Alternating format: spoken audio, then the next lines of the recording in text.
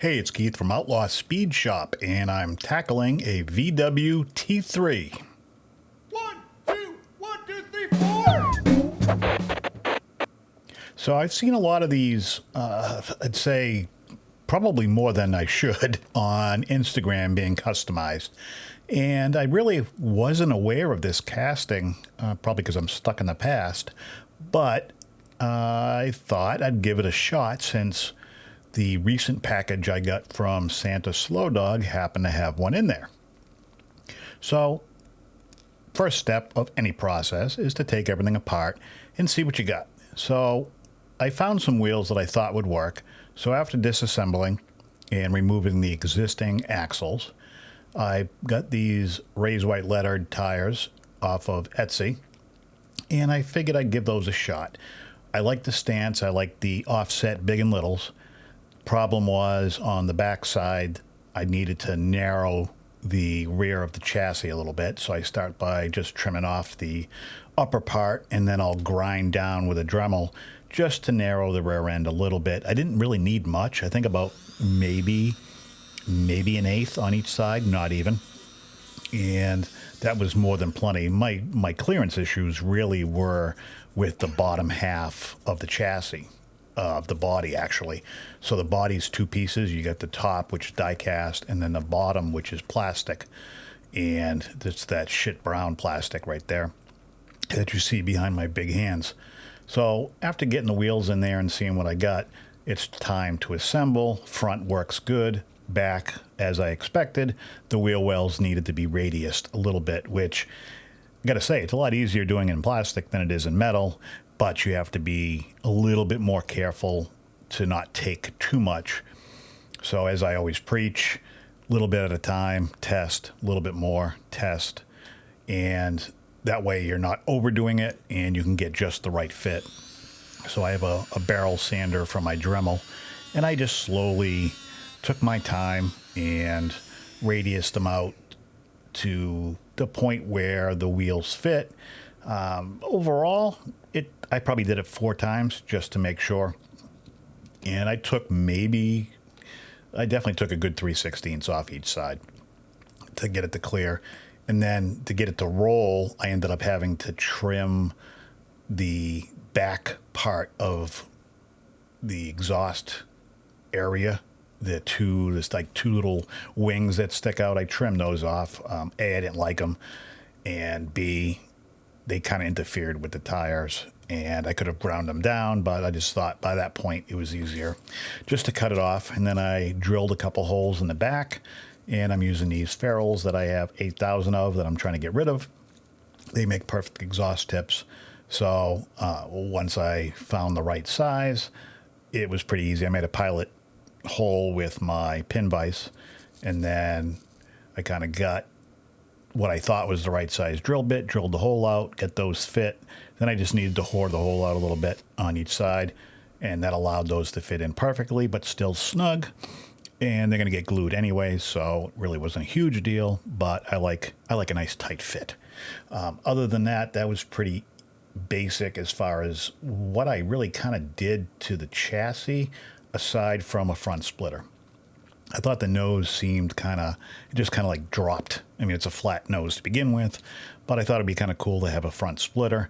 So I have a piece of, I want to say it's 16th styrene. So I kind of fit it up there, and I'm just using the existing body as a template. This stuff is so thin you can cut it with scissors. You can use a knife as well, but to me, even though I don't run with them, I like using scissors when I can, just to get the basic shape. And then once I've got a rough idea of what I want, I'll start sanding it down a little bit and forming it, especially with this 1/16th styrene. It makes it real simple. Just a little bit of pressure and you can form whatever you want. Then it's just a matter of gluing it on there. And then the next step is going to be stripping it and paint. So obviously I can't strip the plastic. That I just scuffed up with some sandpaper, some very, very, very fine sandpaper.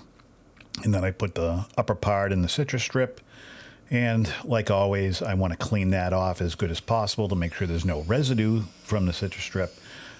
But I use a combination of a wire brush that helps get all the gobbledygook out of the crevices. And then now that the paint's gone, I can see any imperfections in the casting. And I'll use a combination of a file for that, then a little bit of sandpaper to smooth it out. That's 280. And then I'll use a sanding sponge just to hit the rest of the body and to get it smooth and make a good surface for the primer to stick. And I'm just using a Mr. Surfacer primer on this. And you'll find I tend to mix paints a lot, the different brands and stuff. I've never had a problem, but that's just me. So I use the black because of what I'm after. I wanted a nice dark base. And really, I'm just cutting, cutting some green stuff up. You can use Loctite tack, which I forgot I had. And that's just to keep the body together. Instead of painting everything in two pieces, I just wanted to make sure that when I painted it as one piece, nothing moved. So I put that on there, and that kind of just holds it in place. I take it off the next day anyways when I'm done painting, so it doesn't have a chance to, harden up forever. But it works out really good, and I'm using the Tropical Glitz Galactic Silver as a base, and then the Chili Red as a fade. I haven't done a fade in a long time, and I wanted to give it a shot with the Tropical Glitz stuff. I'd done it with the splash paints in the past, but I wanted to try something a little bit different. This stuff's really good. You don't have to mix it. You just shake it really well, the paint that is, and then you just put it on. I'm not fancy. I just throw the shit on there, and seems to work pretty good. I haven't had any problem. You can put the first coat a little bit tacky, and then after that you can go fairly heavy without it running. So I really haven't had any issue, and I really do love the paint. And they give you a lot of it, which is nice. So after the silver is laid down, I'll do the red, and I want to do a front to rear fade with the red. And I usually do it the other way around. I figured I'd change things up a while since it's been quite a while since I've done it. Kind of winging it here. You can tell by my ultra clean spray booth that I'm a stickler for cleanliness, but I start by really just kind of painting the areas I know are going to be red and slowly just build it up. And there's really no right or wrong way to do this, although there could be a wrong way, but I just kind of wing it and go till it looks good. And that's really it on the fade, and then I'm going to clear it with some automotive 2K clear, and that works out really well. And after that's dry, it's just on to, well, actually before the clear, I'm going to do my painting so that way I can clear over that. I got ahead of myself there, which is kind of normal, but I've been using the war paints, army painter stuff, and I say it every time, but awesome paints, good pigments, covers really well, easy to squeeze out the paint that you need, and I've never had an issue. It flows really nice. So really, I'm just going to go through and do all this stuff and make sure that I can get what I can get on detail painting. Some of you may or may not know I've recently started a separate website. It's a community for diecast customizers. It's called the Diecast Exchange, and it's live now. If you go to the diecastexchange.com, I'll put a link down below. It's like a Facebook on steroids with a community live video meetups once a week with the community. That's where all my challenges are going to be hosted.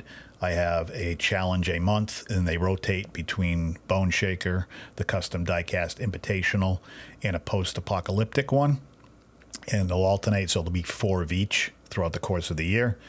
And it's just kind of a cool place where everything's centralized, and it'll be as it grows, I think it'll be a good resource for tutorials, and there's live chats as far as if you just want to get on and talk to somebody, questions, you want to show off what you're doing. There's a marketplace, so that if you want to buy and sell customs or parts or cars or decals or whatever it is. So it's a pretty all-inclusive. It's still new, so it's not a ton of people there, but it's growing and it's going to grow, and I have a lot of good vibes about it. So anyways, that's my blatant self-promotion. Now back to the show. I'm using my chrome pens to hit some of the window trims, and there really is not a lot to detail on these. The interior is very basic. The body itself, there's not a lot going on except for the window trim. There's two really small door handles. But other than that, and I'm not a decal person. I tried. I did have decals out and cut, and I started applying them, and as usual, it came out like crap. So I decided not to do decals. I don't know, something crossed my head. It's like, hey, let's do decals. And then I remember why I don't do decals, because I suck at them.